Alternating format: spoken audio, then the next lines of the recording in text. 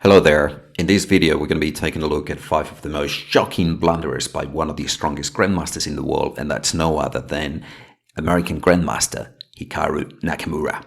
Now, in this first game, he lost against Magnus Carlsen.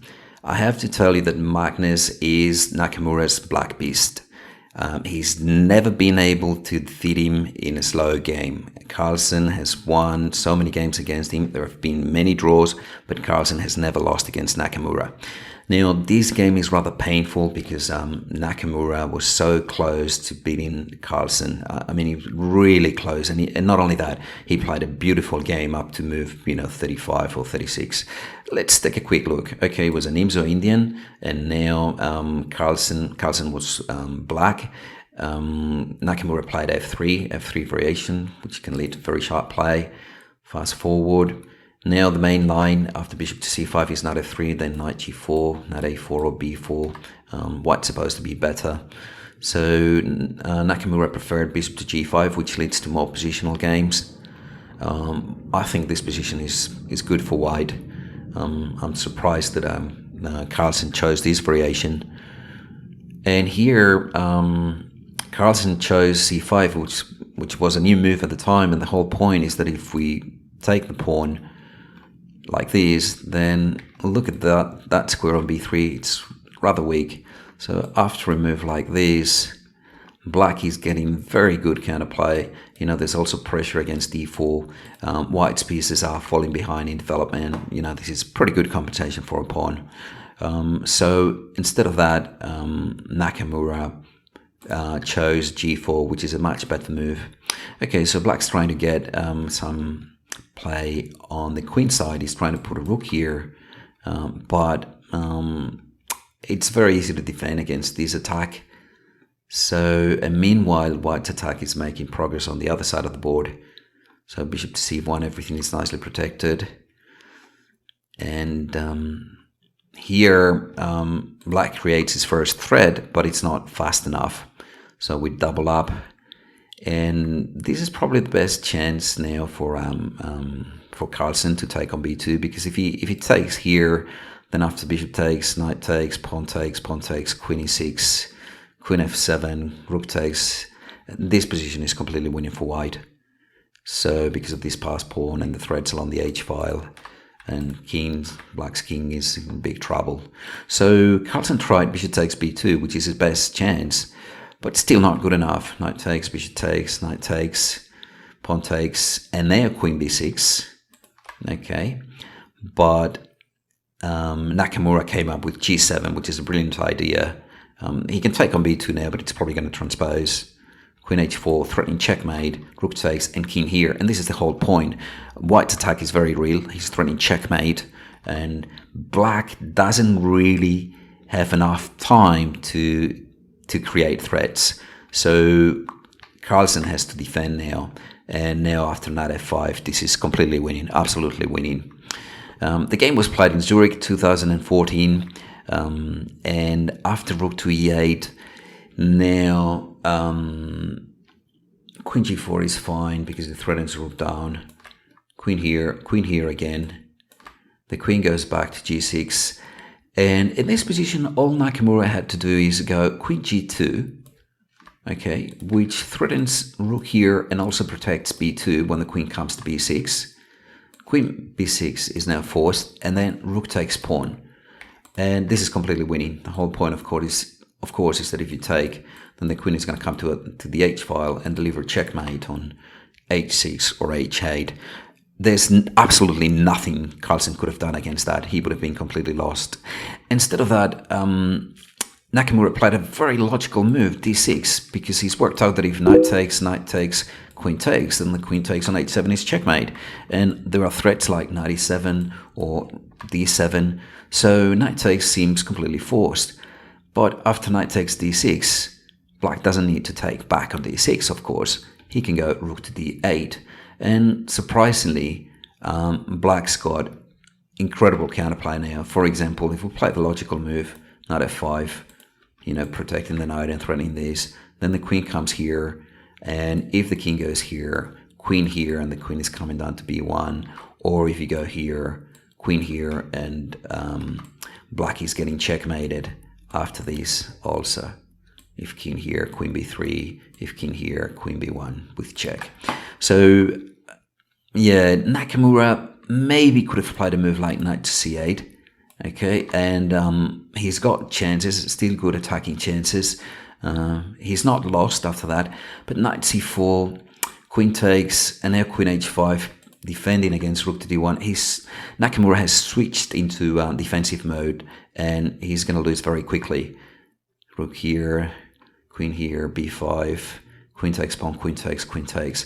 And Carlsen went on to win, like he often does in positions like this. He's already better, probably winning already. Okay, but what a swindle, from a completely lost position, and losing like that is so painful, particularly when you lose against your black beast. You've never managed to defeat someone who you feel you should have defeated in a few games. Okay, that was blunder number 5. Let's move on and see blunder number 4. Okay, and this is a famous one. This happened between Aronian was white, and Nakamura in the World Championship candidates, and in 2016. And after rook takes pawn, white's a pawn up on the king side. However, that's not good enough, provided the rook remains active. And the basic idea here is to make sure that white's king cannot get to f6 without being kicked away. So that's the basic idea. So for example, here maybe white's threatening e6, so we have to stop it. And now if king f6, we simply go rook here. So rook d7, rook to a4. This is what black is toying with. He's attacking that pawn to prevent the king from advancing. He's also thinking about putting his rook here if the king comes to f6 at some point when the rook isn't on d7. So rook d3, rook here. White's not really making any progress. Okay, he's threatening that now, but we simply go king f8 now, intending this. At any point, if the king gets to f6, then rook c6 is going to come. So rook b6 to prevent that. King here, preventing the king from moving forward. Here, now we go back here. A move like e6 is never going to be enough, because after pawn takes, those two pawns are not good enough to win, and white would still have to win that pawn, and even so, those positions are normally drawn. So rook here, rook here, rook here, rook to d7, possibly intending this again. And here, of course, Nakamura had to go rook here, and he shouldn't lose after that. So for example, rook here, preventing the king from moving forward, rook here, the pawn is lost, of course, then simply rook here, keeping this pawn under attack. White's not really making any progress here. Okay, this is going to be a draw. Chances of Nakamura drawing this game would have been, 99%. Okay, so instead of that, he instinctively touched his king, and of course Aronian saw it, and for a couple of seconds, Nakamura pretended that he didn't touch his king. This has been recorded on video. But then he admitted reality. Okay, I'm not going to blame Nakamura for something like that, because he's been defending for the whole game, 75 moves, and suddenly instinctively you touch your king, without thinking much, and anyone can make it's a human error. Normally, if he just thought about the position for a couple of seconds, he would have seen that rook a6 was good enough. Unfortunately, after king f8, double question mark, king f6, and now he's completely lost, because after the check, white's got rook to d6. The exchange of rooks loses, and he's got to stop the checkmate threat, and now white's simply winning, completely winning position. And here, Nakamura didn't wait for e6, which is completely winning. Pawn takes, king here, for example, king here, check, etc. So yeah, that was blunder number 4. So let's move on and let's see blunder number 3. Okay, this was played in Gibraltar in 2009. Grandmaster Catronius was white. Nakamura played a Caro-Kann, which is rather unusual from him. And at this point, Nakamura played knight g4 now, attacking f2. So bishop c1. White's position looks a little bit better. He's got some attacking chances on the king side, and it's difficult for black to get counterplay. Normally, black in this type of position should try to get b5 at some point. It's not going to be easy because here white could simply take it. So black like this, rook here, bishop d6. Black's position is slightly difficult, and those two knights are not really coordinating very well. And knight f1, bishop f4, bishop takes, queen takes. Now knight e3 is a good move because now after knight takes, pawn takes, the queen can't take it because then rook d3 and the queen is trapped. It's got nowhere to go. It's rather surprising. So queen to g3, and maybe the queen should have gone back to c7 or even b8, preparing b5. Yeah, we've got to work out whether g4 works there or not, threatening g5. But I think black's doing okay there. But instead of that, Nakamura played queen g3, and now after rook here, he completely forgot or didn't see white's threat. He went c5, and now after rook to f4, he's completely lost because there's nothing he can do about the threat of rook to h3, and he's gonna lose big amounts of material. And of course, at this point, he resigned. c5 is an incredible blunder. Okay, not seeing white's threat. Okay, let's move on and let's see blunder number 2. And this happened against Karjakin, of all people, in Moscow Candidates 2016. And something very weird happened here because normally Nakamura is a brilliant calculator, but here he blundered with knight takes g3. And let's see what he missed. After pawn takes, knight takes, bishop takes, pawn takes, queen check, the knight cannot move because then the rook will fall. So black is threatening to the king and the knight. So at first sight, it looks like he's getting his material back. Unfortunately, Nakamura missed that after queen f2, queen takes, rook here, white's threatening 2 pieces.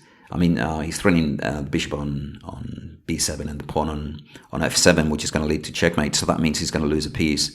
So after this, takes, bishop g2, he resigned. Okay, incredible calculating mistake. Normally, Nakamura is really good at calculation, but sometimes just one move can change everything, of course. And now let's move on to see blunder number 1. And this happened between Mamedyarov and Nakamura. Mamedyarov was white at the Tromsø Olympiad in Norway. And in this position, Nakamura has been playing a piece down for a long time. But after g5, he's got a fantastic chance to draw the game. All he had to do here is go rook here, threatening to win this pawn. And this endgame is completely drawn. For example, if pawn takes, king takes, now h4 is incredibly weak. And king h5 is coming, and there's very little you can do about it. With a completely drawn ending. Completely drawn. Okay, there's nothing to do here. It's going to be a bishop and rook against king and rook, but I assure you that Nakamura can defend those positions. Or after rook f5, if rook takes, bishop takes, king takes, taking on h6 is nothing because they're just rook pawns and they're worthless in this particular ending. And if king here, king here, black simply goes h5. He's holding the white king. The white king cannot make progress. Unfortunately, Nakamura took on g5, and now after pawn takes, he's completely lost. Because if he tries the same thing, watch what happens. Rook takes, bishop takes, king takes, king here, king here, king here. And now the endgame really is totally lost. Okay. For example, like this, like this, like this. Yes, black grabs the opposition, but white's king is already on the 6th. So king here, and white wins. So there you go. Those were Nakamura's 5 most horrible blunders, most shocking blunders. So what's my opinion on Nakamura? Like, has he got a shot at ever becoming world champion? Well, I honestly don't think so. It's not because he lacks the talent. He's obviously an incredibly talented player, and he's a real fighter. You know, he's amazing when it comes to fighting at the chessboard. I love watching his games in just about any tournament, because, you know, he's going to give you a fight no matter whom he's facing, no matter what the position is like. He fights till the end, you know, and I love that about him.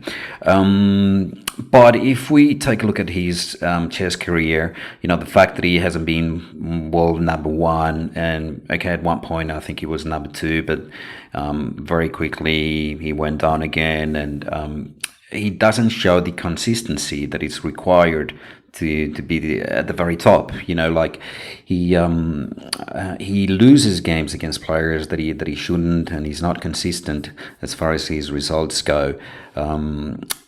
And also, if we think about upcoming players like Wesley So, or even Fabiano Caruana himself, you know, it's not very clear who is the top grandmaster in the United States. I mean, you know, it could be any of those 3, you know, depending on their state of form. You know, any of them could be the playing board 1 for the United States. You know, they're such incredible players. It's good that, you know, they can compete against each other, but I honestly don't think Nakamura has a chance.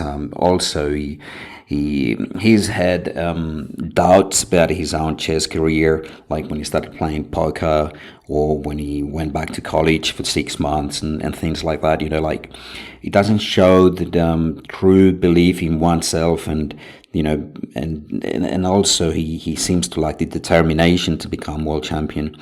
Like, he's got too many other interests outside of chess. That's my impression. That's my feeling. Having said that, I'd be very happy if he ever did become world champion, but honestly, I don't think he's got a chance. See the subscribe button, hug it, show it some love, but above all, click it. And don't forget to visit our website, chess.clinic.